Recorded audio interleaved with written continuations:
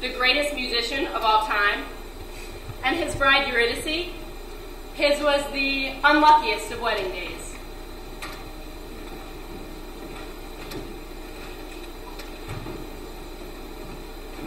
Orpheus and Eurydice, number 1, Ovid, AD 8.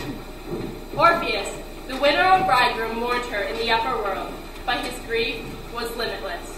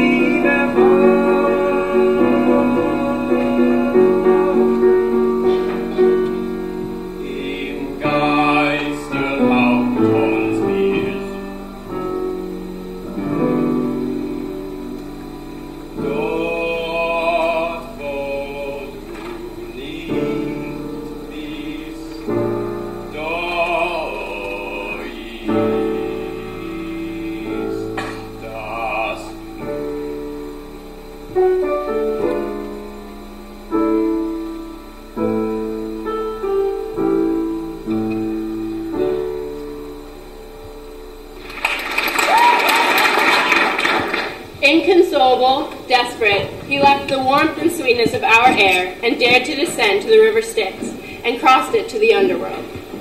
Through that dim domain, with all its shimmering, buried ghosts, he passed, until he arrived at its melancholy heart and found its king, lying with Persephone. He knelt before them, drowning in his grief. My bride Eurydice will be your citizen soon enough in the ripeness of her years. I'm asking for a loan, not a gift. If you deny me, one thing is certain. I want you to keep me here as well. As Orpheus spoke, the pale phantoms began to weep. Tantalus was no longer thirsty, and Sisyphus sat on his rock to listen. Orpheus, turn around. Eurydice, your words have moved us, Orpheus, and you may have her, on one condition. As you leave our realm, she will not be traveling beside you, but rather behind you. Until you pass through our gates, you must not turn around to look at her, for if you do, she will be lost to us forever. I understand. Hermes will accompany you. Remember, any hesitation or doubt, and our gift must be returned. A simple enough condition. It ought to have been. The singer led the way, ascending the sloping path through the murk. A long way they traveled, almost all the way, but you know what happened. Concerned for her, or not quite believing that this wasn't some cruel dream, delusion, or mirage, he turned. Farewell! This was his last sight of her, but he saw it again and again. Farewell! Is this a story of love and how it always goes away? Farewell! Is this a story of how time can only move in one direction? Farewell! Or is this a story of one's desire for instant gratification? Farewell! Orpheus and Eurydice, number 2, Rainer Maria Rilke, AD 1908. He said it to himself. They had to be behind him. Said it out loud and heard it fade away. They had to be behind him. But their steps were ominously soft. If he could only turn around, just once. But looking back would ruin this entire work, so near completion. Then, he could not fail to see them, those other two who followed him so softly. The god of speed and distant messages. A golden crown above his shining eyes, his slender staff held out in front of him, and little wings fluttering about his ankles. But on his left hand, barely touching it, she.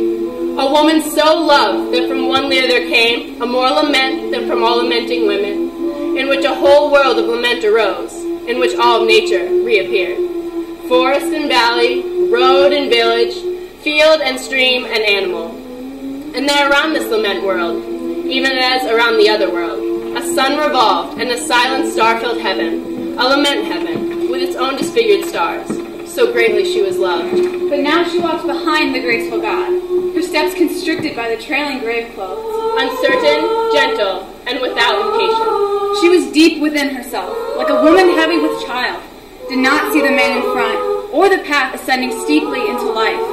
Deep within herself, like a fruit suffused with its own mystery and sweetness, she was filled with her vast death. It was so new she could not understand that it had happened. She had come into a new virginity and was untouchable. Her hands had grown so unused to things that even the gods' infinitely gentle touch of guidance hurt her. Like an undesired kiss. She was no longer that woman with brown eyes that echoed through the poet's song. No longer that wide couch of scent and island, and that man's property no longer. She was already loosened like long hair, poured out like fallen rain, shared like a limitless supply. And when abruptly the god put out his hand to stop her, saying with sorrow in his voice, "He has turned around." She could not understand, and softly answered, "Who?" Far away, dark, before the shining exit gates, someone or other stood, whose features were unrecognizable. Then he stood and saw how, on the strip of road among the meadows, with a mournful look, the god of messages turned to follow the small figure, already walking back along the path, her steps constricted by the trailing grave clothes. Uncertain, gentle, and without impatience.